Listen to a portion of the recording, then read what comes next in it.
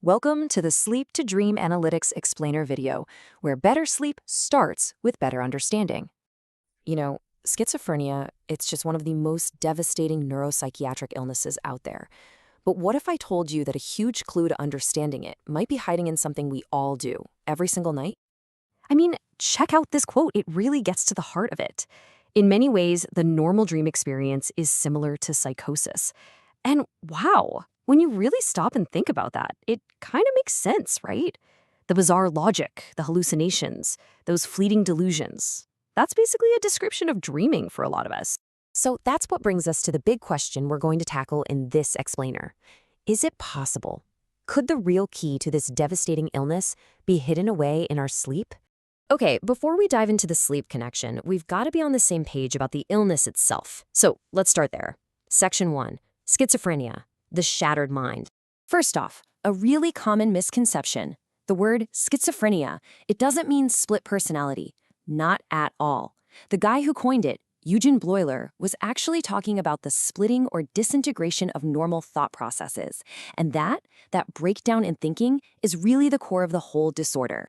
When we talk about symptoms, they usually fall into two big buckets. Now, the names are a little confusing. Positive symptoms doesn't mean they're good things. It means an excess of something. So things that are added, like hallucinations or delusions. And then you have negative symptoms, which are the opposite. It's a loss of normal functions. Things like a really flat emotional response, or just a total lack of motivation, which has a clinical name, avolition.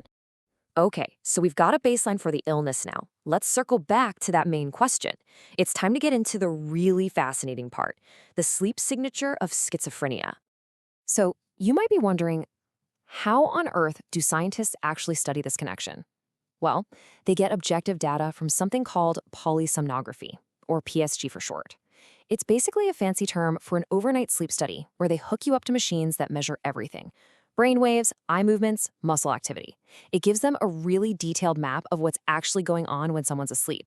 All right, a quick heads up on some of the lingo here, because it can get confusing. If you look at older research, you'll see them talk about stage 3 and stage 4 sleep. The newer system just lumps those together and calls it stage N3.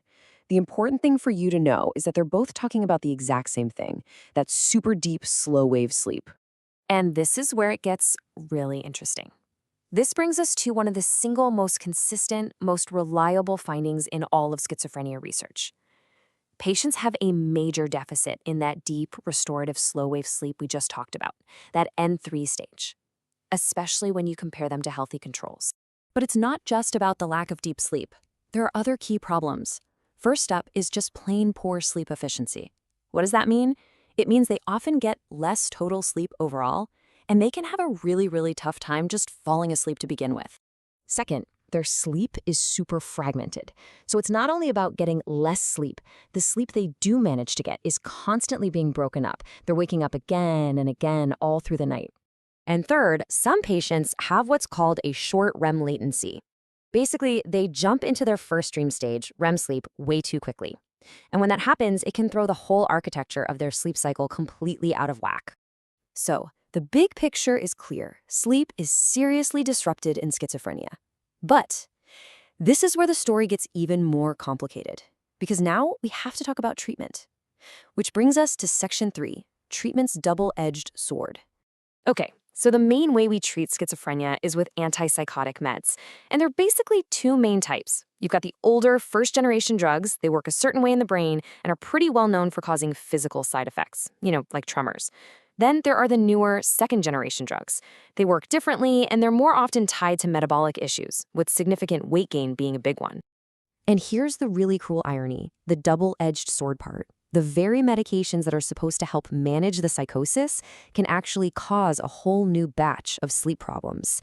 We're talking about things like restless leg syndrome, periodic limb movements, and even obstructive sleep apnea, which often happens because of that major weight gain we just mentioned.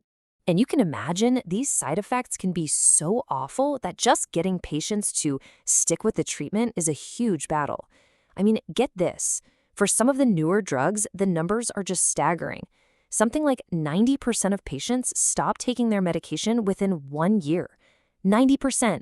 That just creates this massive roadblock for any kind of stable, long-term care. So, okay, we've got the illness itself messing with sleep, and then the treatments can mess with sleep too. With all these challenges, why is it so critical to focus on sleep? Well, let's pull it all together in our final section, why sleep is a lifeline. If there's one thing to really take away from this for anyone involved, patients, families, doctors, it's this quote right here. Worsening insomnia may be a harbinger of impending relapse. In other words, a sudden downturn in sleep can be one of the very first warning signs that a psychotic episode is coming. It's like a canary in the coal mine. So, what's the bottom line here? Let's break it down. 1, poor sleep means poor quality of life. It's a direct link. 2, because of that, treating sleep problems isn't some side project. It's absolutely crucial for keeping a patient stable. And 3, if we can actually restore sleep's natural healing powers, we might just make all the other treatments work even better. And all of this leaves us with one last big thought. When you look at how deeply sleep is disrupted and how tough our current treatments can be, you have to wonder, could restoring sleep's fundamental healing powers be the next real frontier in how we treat schizophrenia? Thank you for watching the Sleep to Dream Analytics Explainer video. We hope you sleep well and dream easy.